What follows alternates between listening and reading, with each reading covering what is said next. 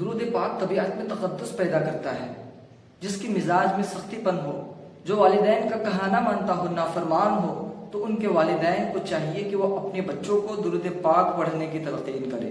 جب بچہ درود پاک پڑھنے کا عادی بن جائے گا تو پھر درود پاک پڑھنے کی برکت سے وہ والدین کا فرمانبردار ہو جائے گا۔ جو بچہ کمزور ہو، کن ذہن ہو، پڑھائی میں تیز نہ ہو، انہیں چاہیے کہ وہ درود پاک پڑھا کرے۔ ایک وہ بچہ ہے جو کن ذہن ہے، کمزور ہے، لیکن وہ درود پڑھتا ہے، اور ایک وہ بچہ ہے جو تیز ہے لیکن وہ درود نہیں پڑھتا۔ ایک وقت آئے گا آپ دیکھیں گے کہ جو کمزور ہے، جو درود پڑھتا ہے، درود کی برکت سے وہ آگے بڑھ جائے گا۔ یہ ہے درود پاک کی فضیلت۔ جو غمزدہ ہو، زمانے کے بدلتے ہوئے حالات سے تنگ آ چکے ہو، جو پریشان ہو، انہیں چاہیے کہ وہ درود پاک پڑھے۔ دکھوں نے گھیرا ہے تم کو تو درود پڑھو، حاضری کی تمنا ہے گر تم کو تو درود پڑھو، گر مومنو درود پڑھو تم قرینے سے، حضور خود ہی چلے آئیں گے مدینے سے۔ دلوں کے غم مٹاتا ہے محمد نام ایسا ہے، نگر اجڑے بساتا ہے محمد نام ایسا ہے، انہی کے نام سے پائی فقیروں نے شہنشاہی، خدا سے بھی ملاتا ہے محمد نام ایسا ہے۔ کوئی یعقوب سے پوچھے کہ یوسف مل گئے کیسے، وہ بچھڑوں کو ملاتا ہے محمد نام ایسا ہے۔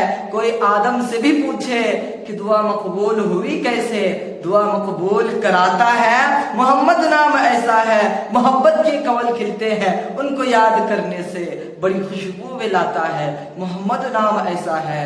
مدد حاصل ہے مجھ کو آج بھی شاہ مدینہ سے، میری بگڑی بناتا ہے محمد نام ایسا ہے۔ ڈاکٹر اقبال کو کون نہیں جانتا، ان کے اشعار کی شہرت آج پوری دنیا میں رچ رہی ہے۔ کسی نے پوچھ لیا نا کہ حضور آپ کو اتنی شہرت ملی کہاں سے، آپ کے اشعار کو اتنی شہرت کہاں سے ملی؟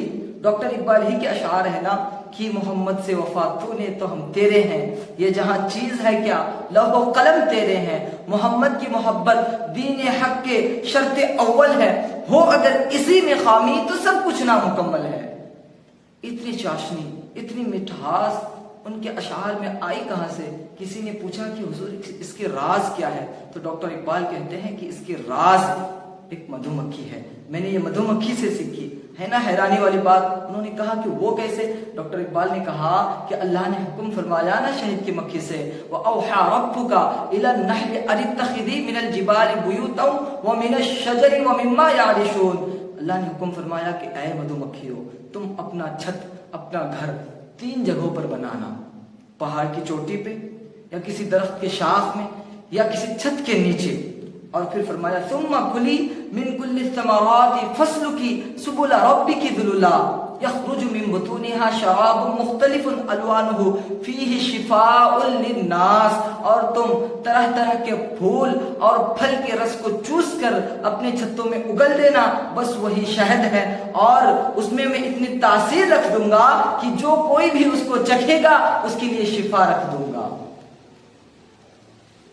حضور نبی کریم صلی اللہ علیہ وسلم نے ایک مرتبہ پوچھا نا کہ اے شہد کی مکھی تو شہد بناتی کس طرح ہے؟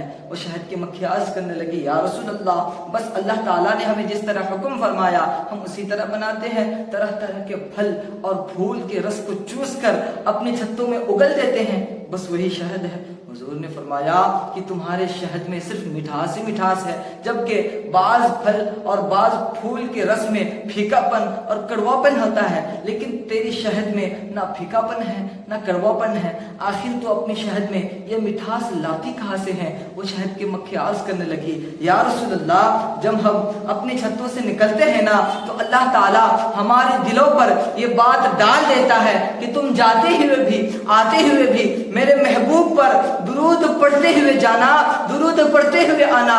یا رسول اللہ، بس آپ پر درود پاک پڑھنے کی برکت سے اللہ تعالیٰ ہماری شہد کے پھیکا پن اور کڑوا پن کو دور فرما دیتا ہے، اس میں صرف مٹھاس ہی مٹھاس عطا کر دیتا ہے۔ ڈاکٹر اقبال نے کہا کہ بس میں نے شہد کی مکھی کی اسی ادا پر عمل کیا، شہد کی مکھی کے اسی عمل کو اپنایا، اور پھر میں نے شعر و شاعری کے میدان میں قدم رکھنے سے پہلے 1.25 لاکھ مرتبہ درود پاک پڑھا۔